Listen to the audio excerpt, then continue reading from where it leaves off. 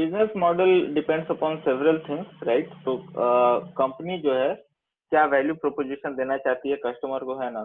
Customer जो है, जो for example let's talk about an ice cream store, right? Like Baskin Robbins. तो कोई बास्किन रॉबिन्स में जाके आइसक्रीम क्यों खाएगा? ऑल्दो वो चाहे तो घर आइसक्रीम तो घर पे भी बन सकती है, their kitchen, right? But still people go to Baskin Robbins, why? Because the kind of flavours that they have, right? उसका जो बिजनेस मॉडल क्या कहता है कि हमारे हर मंथ में एक नया फ्लेवर हम इन्वेंट करते हैं, right? So they have that kind of value proposition. तो ईच एंड एवरी बिजनेस, है ना, उसका एक वैल्यू होता है जो कस्टमर जो है वो खुद से अगर करे तो उसको ज्यादा महंगा पड़ता है। That is why they get that service from a business, right? So depending upon the capability of the founder, जो कंपनी खोल रहा है, जिसने बिजनेस स्टार्ट किया है, उसके कैपेबिलिटी पे डिपेंड करता है कि उसका बिजनेस मॉडल क्या होगा, वो कंपनी क्या काम करेगी, है ना? तो ये तो इन जनरल बात थी। ई कॉमर्स में there are like 5-6 popular business model like B2B, B2C, C2C, M-commerce and social and local, right? So इन सबको देखेंगे। B2B हमने स्टार्ट किया था, but we'll start again. Okay. Yeah. So it says कि B2B, B2C जो e commerce है वो सबसे पॉपुलर है ना, सबसे कॉमन है, सबसे ज्यादा डिस्कस है। इसमें क्या होता है कि जो ट्रांजेक्शन है वो कस्टमर और बिजनेस ओनर के बीच में होता है ना। It says in which online business attempt to reach individual customer, है ना। अगर मैं इसको ऑनलाइन से शिफ्ट करके बात करूं तो कोई भी इंसान जब एक प्रोडक्ट खरीद के किसी आगे को नहीं बेचने वाला, है ना, वो प्रोडक्ट खरीदने के बाद वो खुद इस्तेमाल कर जाएगा, है ना, खुद it will consume it towards its own need, है ना।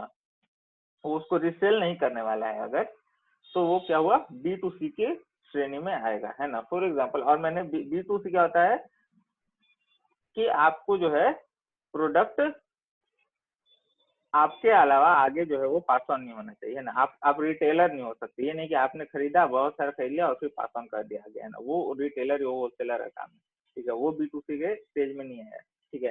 तो जैसे कोई सामान बनता है, कोई भी FMCG प्रोडक्ट ले लो, है ना, fast moving consumer good product like Horlicks हुआ, या फिर कोई लेट्स से यानी चाय पत्ती हुआ, इस तरीके की जो चीजें हैं जो कि तुरंत तुरंत निकल रही है, कंपनी से जा रही है, फिर होलसेलर उसको रिटेलर के पास दे रहा है। रिटेलर सबका अपना 5-10% मार्जिन है ना। और लास्ट में मान लिया कि कंपनी को बनाने में 30-25-30 रुपया लगता है, तो कस्टमर जो है 100 रुपये लेता है, क्योंकि ये सारे स्टेजेस में, है ना, उनको पैसा देना पड़ता है।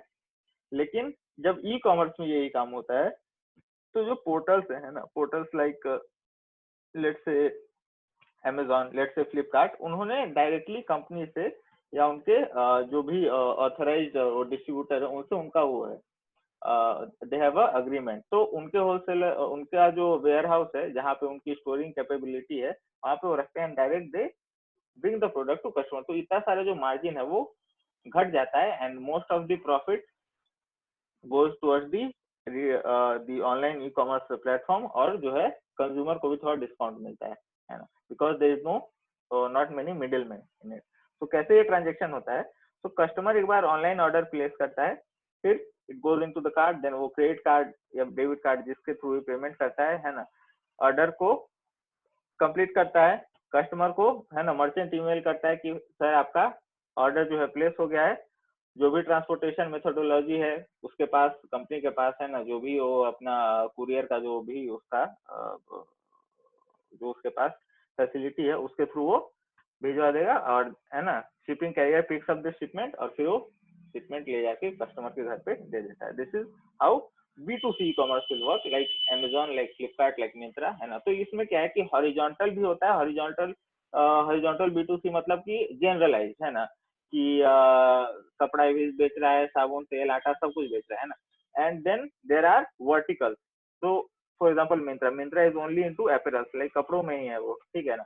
सो there can be niche, right. तो एक पार्टिकुलर वर्टिकल का भी एक B2C हो सकता है, और डाइवर्सिफाइड भी B2C हो सकता है, लाइक Amazon एंड फ्लिपकार्ट, ठीक है। तो ये हम लोगों ने देखा।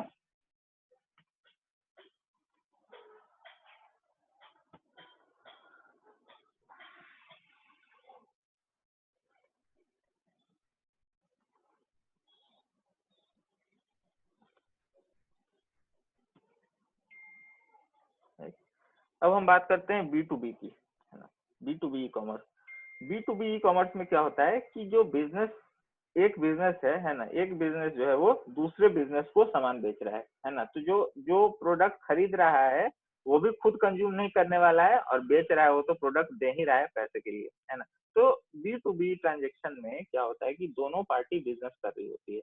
जो प्रोडक्ट लिया या दिया जा रहा है वो किसी पार्टी के द्वारा कंज्यूम नहीं किया जाएगा। फॉर एग्जाम्पल, अब मैं अंतर समझाता हूँ, ऑनलाइन नहीं, एक जनरल बिजनेस के हिसाब से। फॉर एग्जाम्पल, और ये मैंने शायद क्लास में भी करवाया था, कि कोई डेयरी फार्म है ना, कोई कोई डेयरी फार्मिंग कर रहा है, और वो दूध जो है बराबर लेट से एक कस्टमर को भी बेचता है सुबह सुबह जाके, और उसका एक आइसक्रीम बनाने वाली कंपनी लाइक बास्किन रॉबिन्स, उसके साथ भी अग्रीमेंट है।